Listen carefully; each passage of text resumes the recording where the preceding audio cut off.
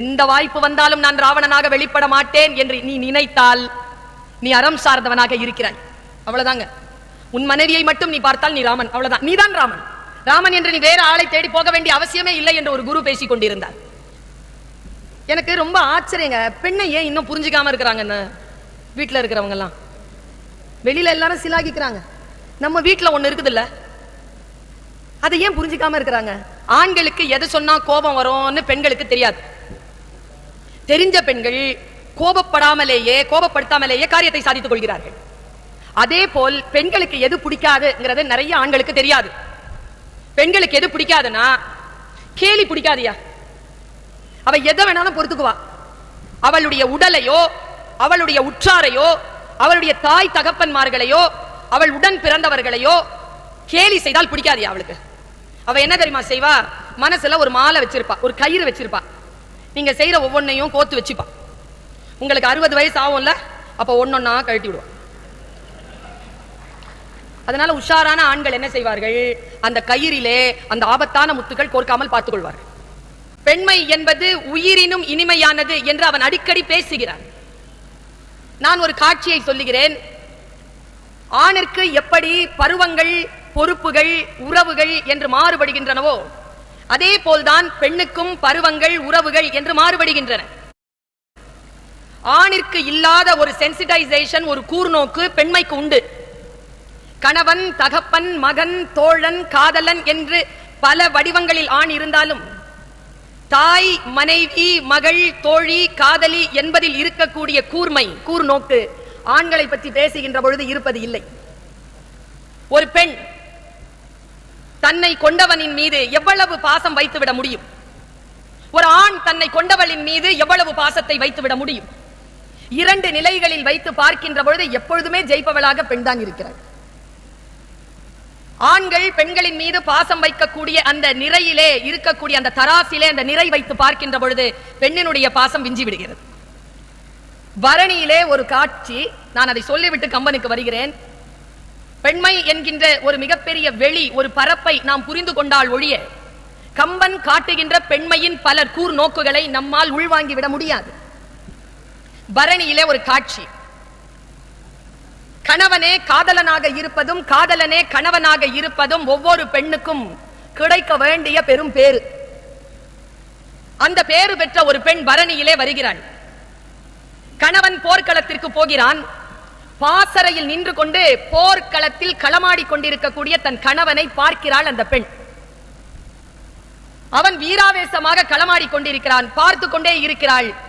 எதிரி பகை வீரனுடைய வேல் தன் கணவனுடைய நெஞ்சை பிளந்து விடுகிறார். அதை பார்க்கிறாள்.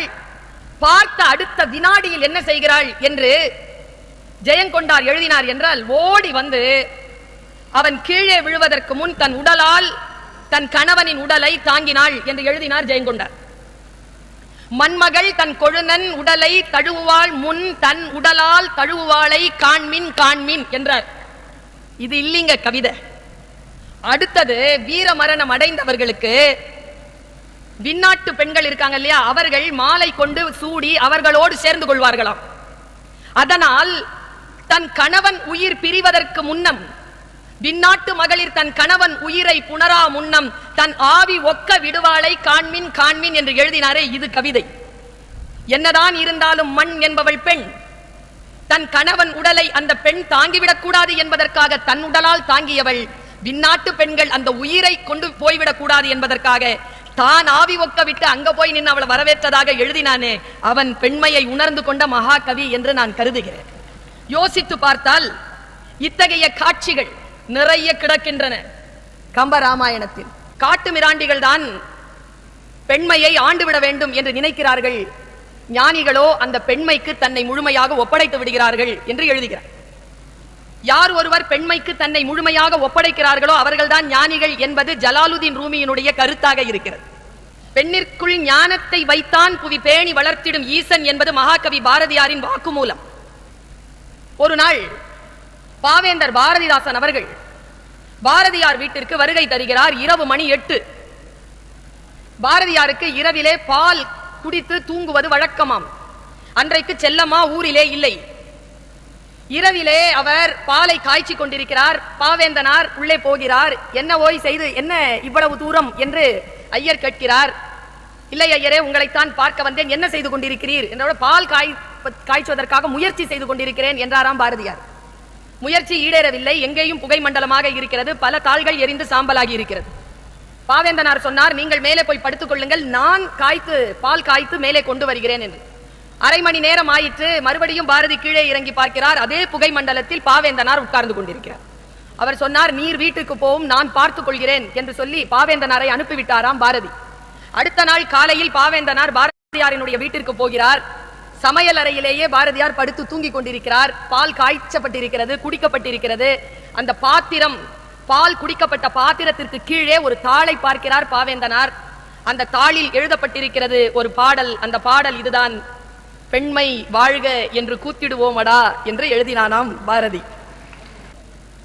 பெண்மை என்கின்ற தலைப்பில் பேச வருகின்ற பொழுது ஒரு கத்தி மேல் நடப்பது போல் எந்த ஒரு நிலையிலும் கர்வமோ அல்லது எதிர்பாலினரை துன்புறுத்தலான சொற்களோ வந்து விழுந்துவிடக் கூடாது என்கின்ற கவனம் பேச்சாளருக்கு இருக்க வேண்டும் என்கின்ற புத்தி எனக்கு உண்டு. ஆண்மை எப்படி ஒரு தன்மையோ, பெண்மையும் அப்படித்தான் ஒரு தன்மை. என்ன வித்தியாசம் என்றால், ஆண் என்கின்ற தன்மை வானம் போன்றது, பெண் என்கின்ற தன்மை பூமி போன்றது. வானத்தை பார்க்காமல் பூமியில் வாழ்ந்து விடலாம், ஆனால் வானம் இல்லாமல் அந்த பூமி இல்லை என்பதுதான் அடிப்படையில் இருக்கக்கூடிய பேருண்மை. அதை அறிந்து கொண்டுதான் நான் இந்த மேடையில் நிற்கிறேன். நான் ஐயாவிடத்தில் கேட்டேன், எதற்காக நீர்க்கடன் செய்வார்கள் என்று கேட்டேன்.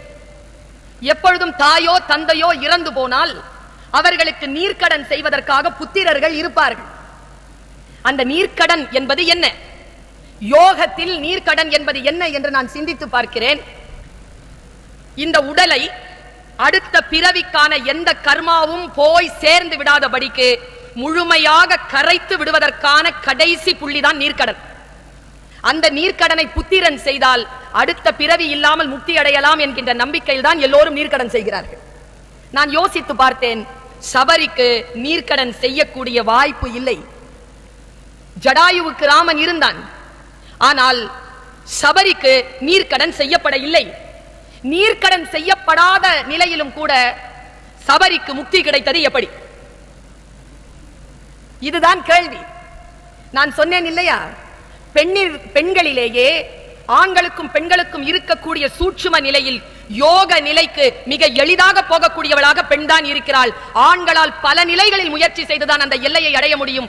ஆனால் எந்த விதமான முயற்சியும் இல்லாமல் தன் இருந்த இருப்பிலேயே அந்த நிலையை அடைய முடியும் ஒரு பெண்ணால் என்பதற்கு சபரி என்கின்ற பாத்திரத்தை மிக முக்கியமான அடையாளமாக கம்பர் முன்வைக்கிறார்.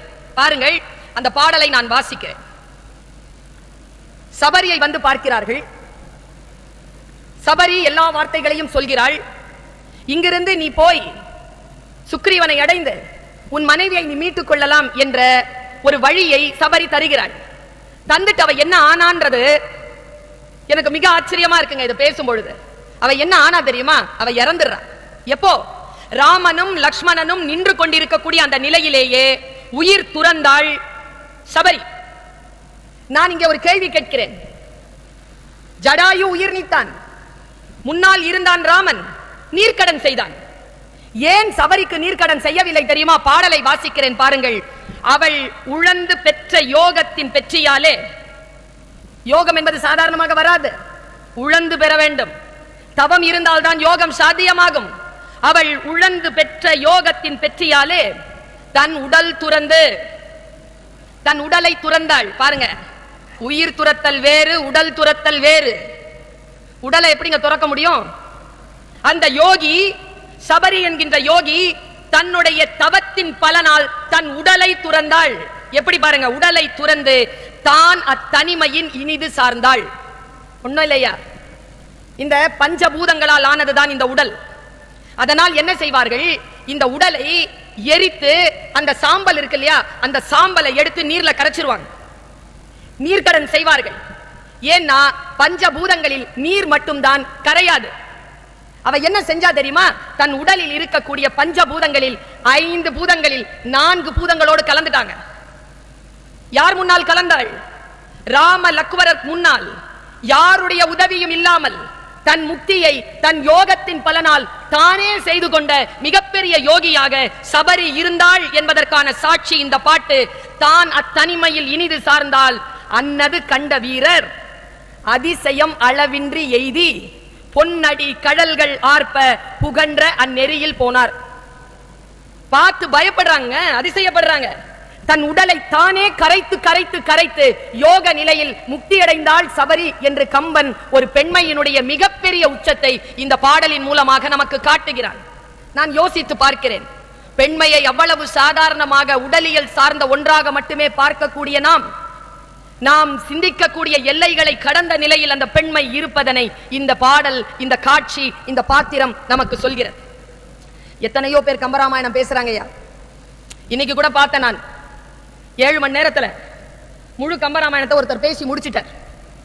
கேசட் போட்டு விற்கிறார், எல்லாரும் பார்க்கிறாங்க, லட்சக்கணக்கான பேர். அது கதைதான். கம்பனுடைய பாடல்கள்ல ஐயா சொன்னார்ல, தோள் கண்டார் தோளே கண்டார்ங்கிற ஒற்றை பாட்டை மட்டுமே ஆழமா பேசினா அடுத்த 80வது வருஷம் வந்துடும். அதுதான் கம்ப பாட்டுக்கு இருக்கக்கூடிய கம்ப சூத்திரமும் கம்ப சித்திரமும். வெறும் கதை அல்ல கம்பராமாயணம், கதைகளால் ஆனது அல்ல அந்த ராமாயணத்தினுடைய பெற்றி. அது சொல்லுகின்ற தத்துவங்கள். நான் ரொம்ப சின்ன பிள்ளையா இருக்கும்போது +2 படிச்சிட்டு இருக்கிறேன். பாண்டிச்சேரி கம்பன் விழா. நம்ம ஐயா அருணகிரிநாதர் அப்பொழுது உயிரோடு இருந்த சமயம். அந்த ஐயாவுடைய அழைப்பின் பேர்ல நாங்க போறோம். நாங்க உட்கார்ந்துட்டு இருக்கிறோம். முன்னால அந்த கூட்டத்துல விஜயலட்சுமி நவநீத கிருஷ்ணன் ஒரு அம்மா ரொம்ப அழகா வந்து நாட்டுப்புற கலைகள்ல நிகழ்ச்சி நடத்துறாங்க. அந்த நவநீதம் ஐயா வந்து டான்ஸ் ஆடி பாட்டு பாடிக்கிட்டே நின்ன ஒரு வார்த்தை சொல்றார். என்ன பெரிய ராமாயணம் ராமாயணம் ராமாயணங்கிறீங்க, 12,000 பாட்டு, அதெல்லாம் ஒண்ணும் கிடையாது அப்படின்றார். என்ன அப்படி சொல்லிட்டீங்கன்னா நம்ம சண்டைக்கு போகுது மேடையில. என்ன பெரிய ராமாயணம், நான் இந்த எலுமிச்சை பழத்தை தூக்கி போட்டு பிடிக்கிறதுக்குள்ள ராமாயணத்தை சொல்லிடுறேன் அப்படின்னாரு. எங்க சொல்லுங்க பாப்போம் அப்படின்னுச்சு அந்த அம்மா. அவர் சொல்லிட்டாருங்க, விட்டாம்பார் ராம செத்தாம்பார் ராவன், அவ்வளவுதானே ராமாயணம். சொல்லி முடிச்சிட்டாரு சிம்பிளா. அவ்வளவுதான் ராமாயணமா? அவ்வளவுதான் ராமாயணமாக இருக்கலாம். ஆனால் கம்பராமாயணம் என்பது அது அல்ல. எவ்வளவு துணிச்சலும் தமிழினுடைய எவ்வளவு அந்த வித்யா கர்வமும் இருந்தால் ராமனை விட அனுமன் உயர்ந்ததாக கம்பனால் காட்டப்படுகிறான் என்று ஒரு அறிஞனால் சொல்லிவிட முடியும். அதுதான் கம்பராமாயணம் நமக்கு கிடைக்கின்ற தருகின்ற சுதந்திரமும் இடைவெளியும். அந்த இடைவெளியில் இருந்து சிந்தித்து பார்க்கின்ற பொழுது தாய்மை, மனைவி என்கின்ற நிலை, தோழி என்கின்ற நிலை, சகோதரி என்கின்ற நிலை, இது எல்லா நிலையிலும் பெண்மை என்பது மிக அற்புதமாக சொல்லப்பட்டுக் கொண்டிருக்கக்கூடிய ஒரு காப்பியமாக கம்பராமாயணம் விளங்குகிறது. யாரோ ஒருவர் மேடையில் பேசிக் கொண்டிருந்தார்கள். நான் அதை கூர்ந்து அவதானித்துக் கொண்டிருந்தேன். என் மனதிலே ஒரு சிந்தனை தோன்றியது. பாருங்க, நாணம் என்பது எது, வெட்கம் என்பது எது தெரியுமா? ரெண்டுமே வேற வேறங்க, ரெண்டுமே ஒண்ணு கிடையாது. இதை கண்ணதாசன் சூட்சுமமாக சொல்லுவார். வெட்கம் வேறு, நாணம் வேறு. அச்சம் மடம் நாணம் பயிர்ப்பு தானே தவிர அச்சம் மடம் வெட்கம் பயிர்ப்பு இல்லை. வெட்கம் என்கின்ற சொல் நாணம் என்கின்ற சொல்லுக்கு தோதான ஒற்றை சொல் அல்ல. அது வேறு, இது வேறு. வெட்கம் என்பது அடுத்தவர்கள் நம்மை பார்ப்பதனால் வரக்கூடிய உணர்வு. நாணம் என்பது நமக்குள் நமக்கே வருகின்ற உணர்வு. இது ரெண்டுமே சூட்சுமமான வித்தியாசம் கொண்ட சொற்கள். அதே போல்தான் சூட்சுமமான வித்தியாசம் கொண்ட சொற்கள் தான் நமக்கு பெண்மையை அடையாளம் காட்டுகிறது. இப்படி யோசித்து பார்க்கிறேன் நான். தாய்மை என்கின்ற ஒன்று எது தாய்மை? பரதனுக்கு இந்த நாடு வேண்டும், ராமன் காடாள வேண்டும் என்று சொன்னது தாய்மையா? இல்லை, பரதனுக்கு தான் அரசாட்சி என்றவுடன் ராமனிடத்தில் ராமனுடைய தாய் சொன்னாலே ஒரு ஸ்டேட்மெண்ட், ஒரு வாக்குமூலம், அது தாய்மையா? ராமன் நின்னு பேசுறாங்க, அம்மா எனக்கு நாளைக்கு எனக்கு பட்டாபிஷேகம் இல்ல, பரதனுக்கான் சொன்ன உடனே அந்த அம்மா என்ன சொல்லிச்சு தெரியுமா? முறை இல்லை, முறை இல்லை, இருந்தாலும் பரவாயில்லை, ஏனென்றால் பரதன் உன்னை விட நல்லவன் என்று சொன்னார். எப்படிங்க இப்படி சொல்ல முடியும்? நின்னினும் நல்ல நாள் என்று எப்படி சொல்ல முடியும்? பரதனை பார்க்கின்ற பொழுதெல்லாம் 1000 ராமர் நின் கீழ் ஆவரோ, கோடி ராமர் நின் கீழ் ஆவரோ என்று சொல்லிவிட முடியுமா? அப்படி சொல்லக்கூடிய தூய்மையான மனம் படைத்த பெண்கள் கம்பராமாயணத்தில் இருக்கிறார்கள். உன் தம்பி உன் அண்ணனின் பின்னால் போ, அண்ணன் என்பதனால் அல்ல, மன்னன் என்கின்ற ஒரு விஷயத்தில் பின்னால் அடிமை என்ற ஏவல் செய். அவன் இந்த நகருக்கு வந்திடில் வா, இல்லை முன்னம் முடி என்று சொன்னாலே சுமித்திரை, அவளும் தாய்தான். நான் யோசித்து பார்க்கிறேன், ஒரு கலவரம் நடக்கிறது. ஒரு கலவரம் நடக்கிறது. ஒரு குழந்தையை பறி கொடுத்த ஒரு தாய் பைத்தியமாகி அலைந்து கொண்டிருக்கிறாள். யாரை, எந்த கும்பல் அந்த தாயை பைத்தியமாக அலைய வைத்ததோ அந்த கும்பலில் இருந்து ஒரு பெண் தன் மடியில் இருந்த குழந்தையை எடுத்து அந்த பெண்ணிடத்தில் கொடுத்து, இதோ உன் குழந்தை கிடைத்து விட்டது, அமைதி கொள் என்று சொன்னாலே அது தாய்மை. அந்த தாய்மையினுடைய உன்னத நிலையில்தான் கம்பன் தன் எழுதுகோலை வரைந்து கொண்டே போகிறான். மனைவி என்கின்ற ஸ்தானம் இருக்கிறது, அது ரொம்ப சூட்சுமமானதுங்க, ரொம்ப சூட்சுமமான ஒரு விஷயம். அது அந்த சூட்சுமமான விஷயத்தை யார் ஒருவர் புரிந்து கொள்கிறார்களோ அவர்கள் வாழ்க்கையில் உன்னத நிலைக்கு போகிறார்கள். பாருங்க, பெண் இருக்கா இல்லையா, அது உண்மையிலேயே அமுதால் செய்த நஞ்சுதான். உங்களுடைய பெண் மட்டும்தான் உங்களுக்கு அமிர்தம், வேறு எல்லா பெண்களும் அமிர்தால் செய்த நஞ்சுதான். இதை சொல்கிறது கம்பராமாயணம். நான் ஒரு குரு பேசிக் கொண்டிருக்கிறார், நான் கேட்டேன், ரொம்ப நல்லா இருந்துச்சுங்க, அந்த கருத்து எனக்கு ரொம்ப பிடிச்சது. நான் அப்படியே சொல்றேன் பாருங்க. ராமன், ராவண, தர்ம, துரியோதன, கர்ண, சகுனி, எல்லாம் விபீஷ்ண, அனுமன், இதெல்லாம் கேரக்டர்ஸ்ங்கிறது யாருன்னா இவங்கெல்லாம் வெளியில இல்லையா, எல்லாம் நமக்குள்ளதான் இருக்கிறாங்களாம். வாய்ப்பு வரும்போது அவர்கள் வெளிப்படுகிறார்களாம். எந்த வாய்ப்பு வந்தாலும் நான் ராவணனாக வெளிப்பட மாட்டேன் என்று நீ நினைத்தால் நீ அறம் சார்ந்தவனாக இருக்கிறாய், அவ்வளவுதாங்க. உன் மனைவியை மட்டும் நீ பார்த்தால் நீ ராமன், அவ்வளவுதான், நீதான் ராமன். ராமன் என்று நீ வேற ஆளை தேடி போக வேண்டிய அவசியமே இல்லை என்று ஒரு குரு பேசிக் கொண்டிருந்தார். நம் மனதை சுத்திகரிக்கக்கூடிய விஷயங்கள் பாருங்க. சீதை, சூர்பனக, 2 பெண்கள் ராமனுடைய வாழ்க்கையில் மிக முக்கியமான இடத்தை பெறுகின்ற 2 பெண்மை. ஆண் என்கின்ற நிலையில் அவர்கள் வாழ்க்கையில் வரக்கூடிய 2 பெண்கள். வேறு யாரும் ஆண் என்கின்ற நிலையில் வந்து சேரல. சூர்பனக வரா, முன்னால வரா. அந்த சூர்பனக வரும்பொழுது ராமன் எப்படி வெளிப்பட்டான்? அவன் வெளிப்பட்ட கர்மாதான் கடைசி வரைக்கும் இந்த ராமாயணத்தை கொண்டு செலுத்தக்கூடிய மிகப்பெரிய சக்தியாக இருப்பதாக நான் கருதுகிறேன். அவன் எப்படி வெளிப்பட்டான், அந்த பெண்ணை எப்படி அவன் ஹேண்டில் பண்ணான், மிக முக்கியமான விஷயமாக நான் நினைக்கிறேன். ஐயா யாரோ ஒருத்தர் பேசிக் கொண்டிருந்தார், எனக்கு ரொம்ப பிடிச்சது அந்த கருத்து. சுகி சிவம் ஐயான்னு நினைக்கிறேன். சூர்பனகைக்கும் சீதைக்கும் என்ன வித்தியாசம் அப்படின்னு ஒரு வார்த்தையில சொல்லிட்டு போயிட்டாருங்க. நமக்கு ஒரு சொல்லில் புரிகின்ற பல விஷயங்கள் கட்டுரை கட்டுரையாக படிக்கின்ற பொழுது புரிவதில்லை. ஒரே சொல்லல சொன்னார், சீதையா சூர்பனகையா, அந்த பொண்ணு யாரு அப்படின்னு தெரிஞ்சுக்கணும்னா ஒரே ஒரு எக்ஸாமினேஷன் தானா, நடை இருக்கு இல்லையா, நட, அதை பார்த்து சொல்லிடலாமா என்ன வித்தியாசம்னா, சீதை நடந்தாள், அழகாக இருந்தது, சூர்பனகை அழகாக நடந்தாள், அவ்வளவுதான். எதுவுமே முயற்சி செய்யாமல் இயல்பாக வருவது பேரழகு. பேரழகு என்ற சொல்லுக்கு என்ன அர்த்தம்? மனைவியாக இருத்தல் என்பது என்ன? நான் கலங்கி போனேங்க. லாலா லஜபதி ராய் பற்றி பேசுகின்ற பொழுது நாமக்கல் கவிஞரை பற்றி அப்படிதான் சொல்லுவார்கள். 7 வருஷமா 2ஆம் கல்யாணம் பண்ணிக்கோங்க, குழந்தை இல்லைன்னு சொல்லிட்டே இருந்துச்சு அந்த அம்மா, மூத்த மனைவி. நீ இருக்கும்போது நான் எப்படி பண்ணிக்கிறதுன்னு 7வது வருஷத்துல சொல்லியிருக்காரு. அன்னைக்கு இரவே அது இயற்கை மரணம், அந்த அம்மா இல்லாம போயிட்டாங்க. சொல் போதுமே, அதுதானே பெண்மையினுடைய வீரியம். லாலா லஜபதி ராய் காலையில 9:45 இறக்கிறார், ராத்திரி மத்தியானம் 1:53 இறக்கிறார், ராத்திரி 9:45 அந்த அம்மா இல்லையே. எப்படி முடிந்தது? ஒன்னும் இல்லைங்க, இது முடிந்தது. இது எல்லோராலும் முடியும். ராதாதேவியால் மட்டுமல்ல, உங்கள் வீட்டில் இருக்கக்கூடிய பெண்ணாலும் முடியும், என்னாலும் முடியும். அதுதான் வாழ்க்கையில் பெண்மை என்கின்ற ஆழத்தில் இருக்கக்கூடிய சூட்சுமம். அந்த சூட்சுமத்தை உணர்வதற்காக தான், உணர்த்துவதற்காகத்தான் இந்த அரங்கங்கள். பாருங்க, மண்டோதரியை பற்றி ஒரு விஷயம் சொன்னார்ல ஐயா, அந்த 2 வேளையில தான் அந்த பேரை சொல்லுவாங்க, புருஷன் பேரை சொல்லுவாங்க.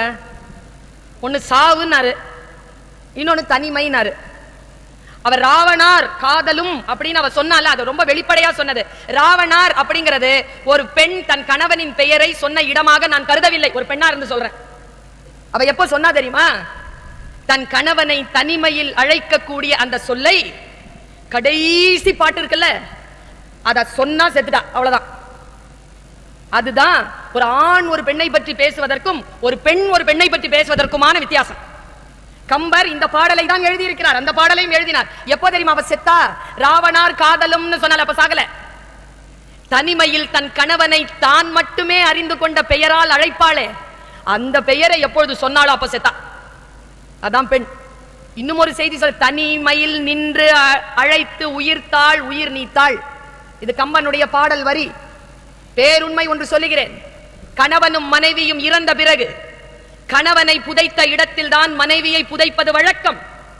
ஆனால் கம்ப ராமாயணத்தில் கம்பர் எழுதுகின்ற பொழுது மண்டோதரியை எங்கே புதைத்தார்களோ, எங்கே அவளுக்கு நீர்க்கடன் செய்தார்களோ அதற்கு மேலாக போட்டுத்தான் ராவணனை புதைத்தார்கள் என்று எழுதினான் கம்பன் என்றால், கம்பன் மண்டோதரியின் மீது வைத்திருக்கக்கூடிய அந்த பெருமிதமும் பெருமையும் சொல்லுவதற்கு வார்த்தைகள் இல்லாமல் சொற்களை கடந்த ஒரு மிகப்பெரிய விஷயமாக நான் நினைக்கிறேன். ஒன்னும் இல்லைங்க, மண்டோதரியை பத்தி எல்லாம் பேசும்போது கண்ணீர் இல்லாமலோ புரிந்து கொள்ளாமலோ பேசவே முடியாதுங்க.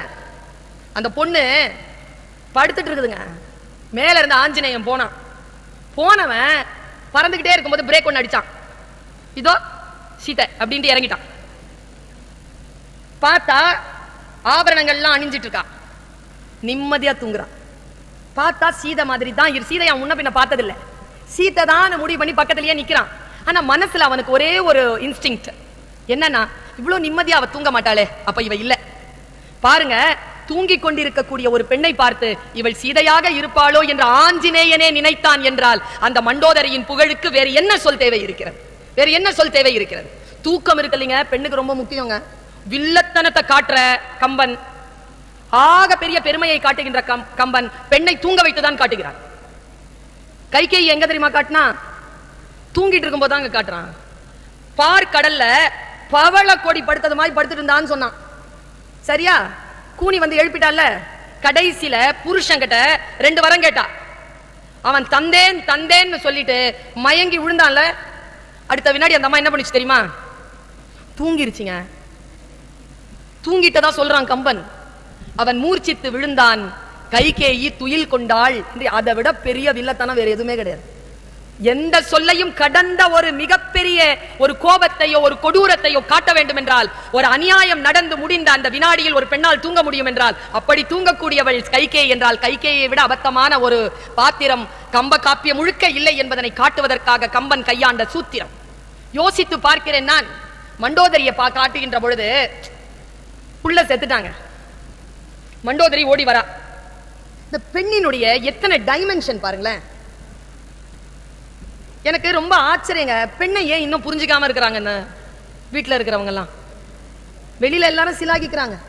நம்ம வீட்டுல ஒண்ணு இருக்குது இல்ல, அதை ஏன் புரிஞ்சுக்காம இருக்கிறாங்க? இங்க பாருங்களேன், அந்த பெண் இருக்கால, ஓடி வராங்க புள்ள செத்துருச்சுன்னு. புள்ள சாகும் பொழுது ஓடி வர பெண்ணை கம்பன் எப்படி எழுதலாம் பாருங்களேன். இப்படி எழுத முடியுமா?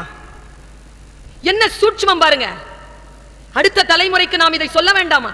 பாருங்க, கருங்குழல் கற்றை வாரம் கால் தொட ஓடி வரா. புள்ள செத்து இருக்கிறான், ஓடி வரா. எப்படி ஓடி வராலாம்? கற்றை கூந்தலாம், கால் தொட. கமல பூவாய் குறும்பையை புடைக்கின்றாள் போல் கைகளால் முலை மேல் கொட்டி அருங்கல சும்மை தாங்க அகல் அல்குல் அன்றி சற்றே மருங்கலும் உண்டு உண்டுன்னு வந்தான்னு எழுதினான் கம்பன். நான் இடக்கரல் அடக்கலா சொல்றேன்.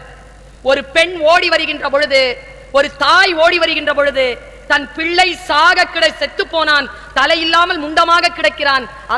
அந்த போர்க்களத்திற்கு ஓடி வருகின்ற பொழுது ஒரு பெண்ணினுடைய உடலை ஒரு கவிஞனால் எழுத முடியுமா? தொடையையும் மார்பையும் எழுத முடியுமா? கூந்தல் அழகை எழுத முடியுமா? ஏன் கம்பன் எழுதினான் தெரியுமா? அறிஞர்கள் சொல்லுகிறார்கள், அப்பா உன் அப்பா செஞ்ச தப்பால நீ இப்ப செத்துட்ட. இதே சாவுதான் உன் அப்பனுக்கும் வரப்போகுது. ஆனா உன் அப்பா தப்பு செய்யறதுக்கு நான் காரணம் இல்ல சாமின்னு சொல்றதுக்காகத்தான் அவளுடைய அங்க அவயவங்களை கம்பன் எழுதி காட்டினான் என்றார். இத புரிஞ்சுக்கிட்டீங்கன்னா அப்புறமா என்ன இருக்குதுங்க வாழ்க்கையில பெரும் ரகசியம்.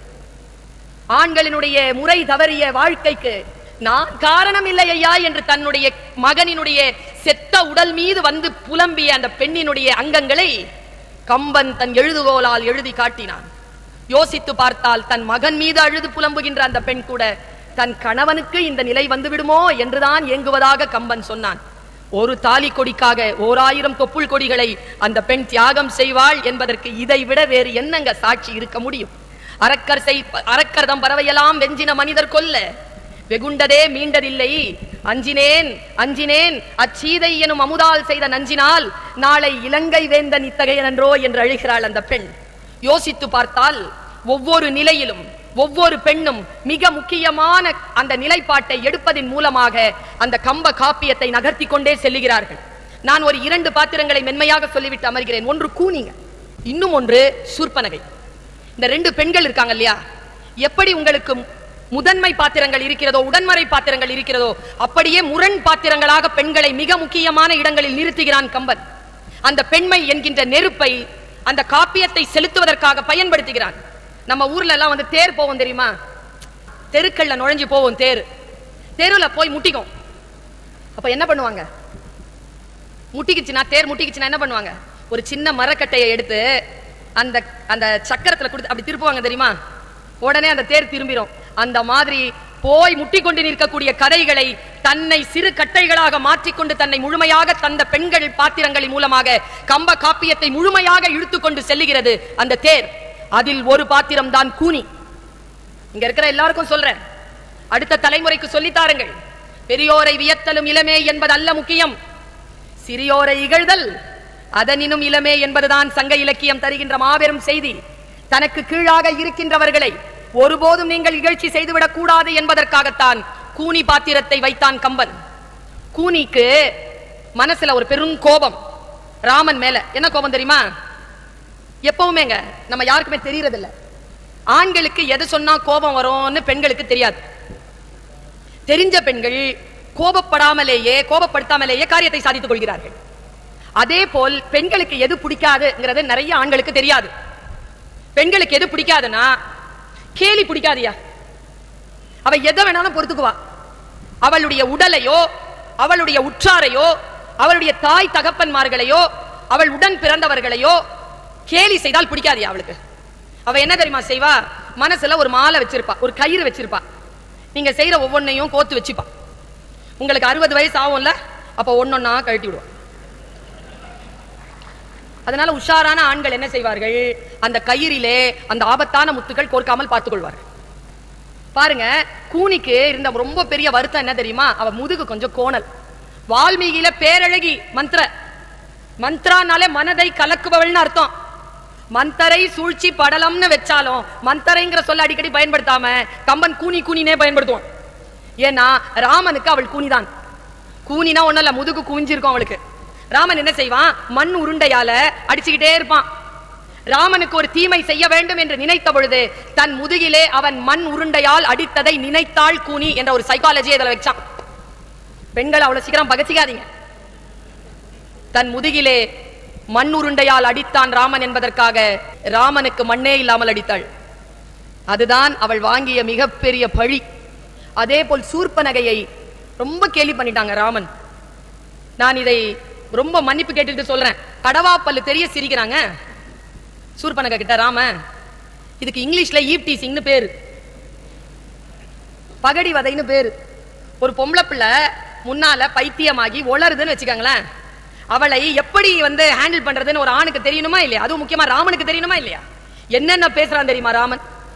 உங்க அண்ணன்மார்கள் எல்லாம் கல்யாணம் பண்ணணும்னு சொல்லி சொன்னா நான் எடுத்துக்கிறேன், நீ அந்த பெண், நான் சத்திரிய குலத்துல வந்தேன், எப்படி நான் வந்து உன்னை கல்யாணம் பண்ணிக்க முடியும்லாம் கேட்கிறான். எவ்வளவு அவ கெஞ்சுறா. இவன் கிட்ட வந்துட்டானே, இவன் ஓகே சொல்லிடுவான் போல இருக்குன்னு சொல்லிட்டு அந்த லூசு முடிவு பண்ணுது. அந்த அளவுக்கு பேசுறான் ராமன். தப்பா இல்லையா? இப்படி செய்யலாமா?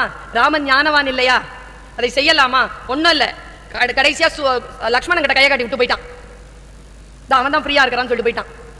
அவன்கிட்ட போய் பேசுறா பைத்தியமான இந்த பெண். அவகிட்ட போய் காமம் என்கின்ற நிலை தலைக்கேறிய அந்த பெண் லக்ஷ்மணனிடத்தில் தவறாக பேசுகிறாள். அப்பொழுது சீதை வருகின்ற பொழுது, ஓ இந்த சீதை என்ற பெண் இருப்பதால் தான் நீங்க 2 பேரும் இப்படி பண்றீங்களான்னு சீதை அடிக்க போனா உடனே அவளுடைய மார்பும் மூக்கும் அறுக்கப்பட்டது என்று கம்பகாப்பியம் சொல்கிறது. ஒண்ணுமில்ல, தன்னை பெண் என்பதற்காக அடித்தார்கள் இல்லையா? அவ என்ன செஞ்சா தெரியுமா? கடைசி வரைக்கும் ராமனுக்கு பெண்ணே இல்லாம அடிச்சிட்டான். கடைசி வரைக்கும் சீதை கிடைக்கலையே ராமனுக்கு. எங்க கிடைச்சது?